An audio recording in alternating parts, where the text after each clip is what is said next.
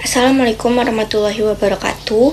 Perkenalkan, nama saya Kaila Salsabila dengan NIM 64245085 ingin menjelaskan anggaran piutang pada produk mobil Toyota Calya tahun 2026 untuk menyelesaikan tugas akhir PBL 3 dengan mata kuliah penganggaran. Dan berikut merupakan videonya. Oke, yang pertama di sini ada anggaran piutang usaha tahun 2026 pada mobil Toyota Calya. Lalu di sini ada asumsi piutangnya. Di sini saya akan mengasumsikan nilai presentasi penjualan tunai dan nilai presentasi pada penjualan kreditnya. Dan untuk presentasi penjualan tunainya di sini saya akan mengasumsikan 30% dan untuk presentasi penjualan kreditnya di sini saya akan mengasumsikan dengan 70%. Lalu di sini ada pola penagihan kreditnya, yaitu di mana pada bulan penjualan pertama yaitu 50% dan 1 bulan setelah penjualannya yaitu 35% dan 2 bulan setelah penjualannya yaitu 50% dan piutang tak tertagihnya yaitu 0%. Lalu di sini kita akan mencari total penjualan dan penjualan tunai 30% dan penjualan kredit 70% pada tiap bulannya dari bulan Januari sampai dengan Desember. Di sini yang pertama ada pada bulan Januari. Di sini saya menentukan nilai pada total penjualannya, yaitu saya mendapatkan angka sekian, di mana angka tersebut saya dapatkan dari nilai penjualan yang saya dapatkan di anggaran perputaran piutang, yaitu angkanya sekian, di mana nilai penjualan ini saya dapatkan dari rencana penjualannya yaitu 2000 dikalikan dengan harga jual. Harga jualnya ini saya dapatkan dari HPP yang ada di sini. Dan kita mendapatkan nilai penjualan pada bulan Januari dengan angka sekian. Lalu kita masukkan saja angkanya. Dan berikutnya kita akan mencari penjualan tunai 30%-nya di bulan Januari. Saya telah mendapatkan angka sekian, yaitu dari nilai penjualan pada bulan Januari tersebut kita kalikan dengan 30%. Lalu berikutnya saya mendapatkan untuk menentukan penjualan kredit 70%, saya mendapatkan nilai sekian, di mana saya dapatkan dari nilai penjualan pada bulan Januari yang tadi saya dapatkan, itu dikalikan dengan 70%. Lalu angkanya yang saya dapatkan sekian. Berikutnya untuk penerimaan piutang, di sini kita akan mencari penagihan pada bulan pertama, lalu penagihan pada 1 bulan pertama setelah penjualan, lalu ada penagihan 2 bulan setelah penjualan dan total penerimaan piutang, lalu saldo piutang akhir bulan. Di sini saya akan menentukan pada bulan Januari terlebih dahulu. Di sini saya mendapatkan nilai sekian, yaitu dari penjualan kredit 70% pada bulan Januari dikalikan dengan 50%. Lalu untuk penagihan pada 1 bulan pertama penjualannya saya mendapatkan 0 karena di sini pada masih awal bulan yaitu Januari. Lalu di sini saya mendapatkan penagihan 2 bulan setelah penjualannya yaitu 0 juga. Lalu untuk total penerimaan piutangnya saya mendapatkan angka sekian dari summary tersebut.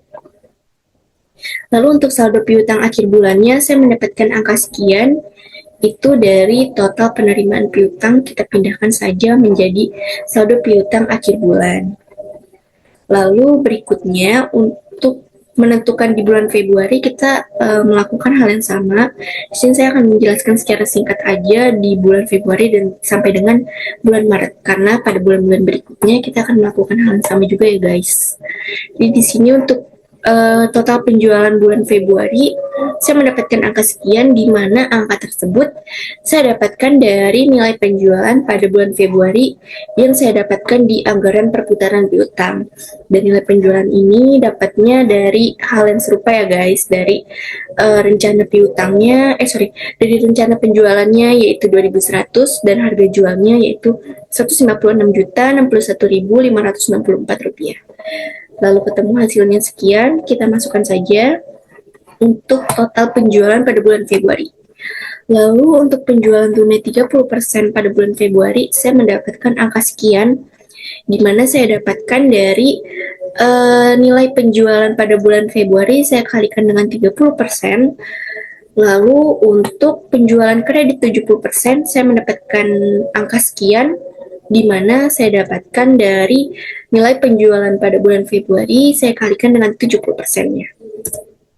Lalu di sini untuk penagihan pada bulan pertama setelah penjualannya, di sini untuk penagihan pada bulan pertamanya, di sini saya mendapatkan angka sekian di mana saya dapatkan dari penjualan kredit 70% dikalikan dengan 50%.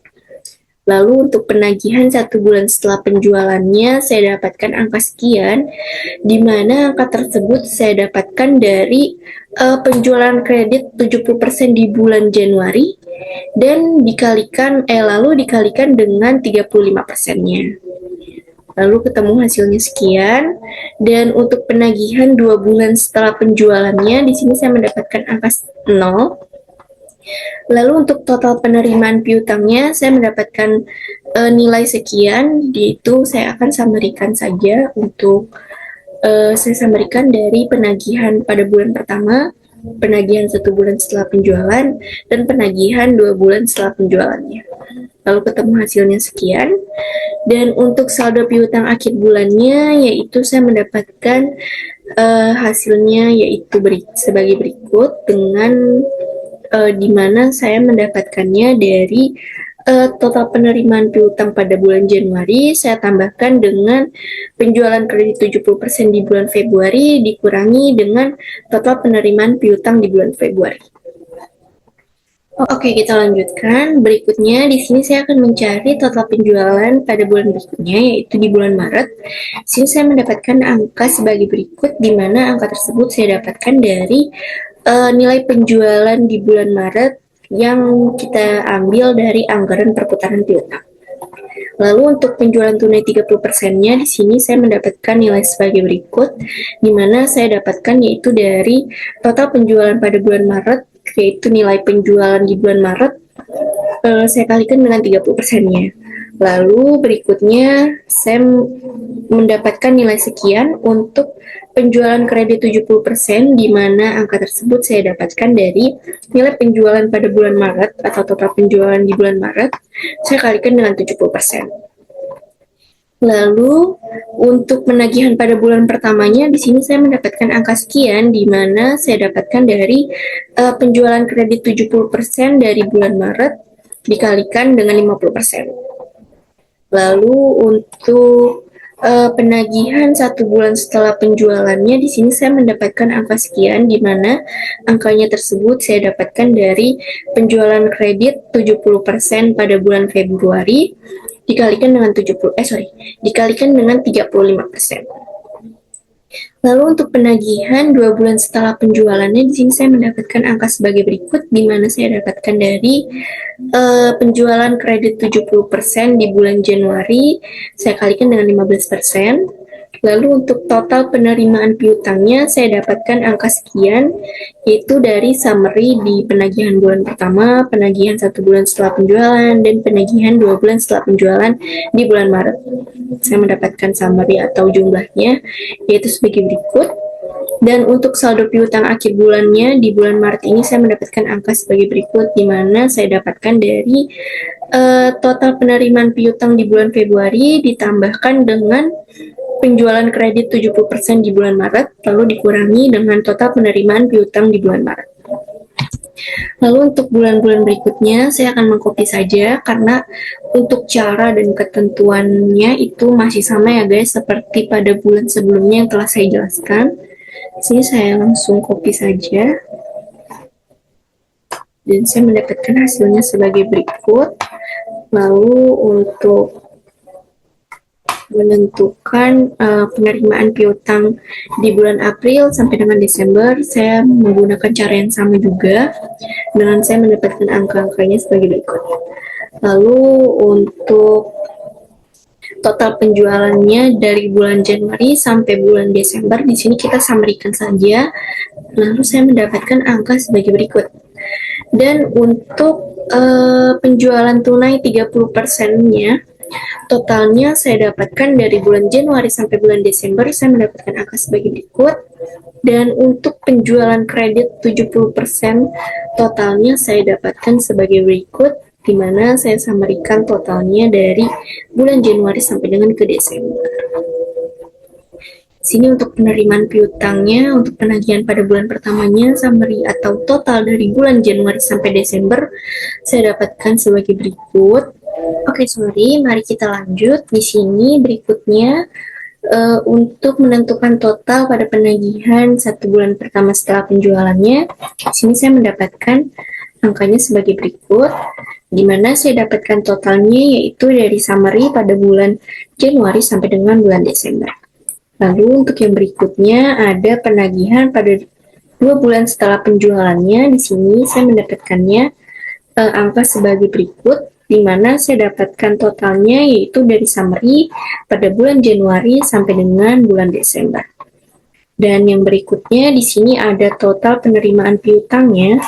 Di sini saya mendapatkan angkanya sebagai berikut, di mana saya dapatkannya dari total summary pada bulan Januari sampai dengan bulan Desember juga. Lalu yang terakhir di sini ada saldo piutang akhir bulannya. Di sini saya dapatkan angkanya sebagai berikut, di mana saya dapatkan dari saldo piutang akhir bulan pada bulan Desember. Di sini saya masukkan ke total pada kolam di sebelahnya. Sekian video pemaparan yang bisa saya jelaskan. Untuk kurang lebihnya mohon maaf. Terima kasih. Wassalamualaikum warahmatullahi wabarakatuh.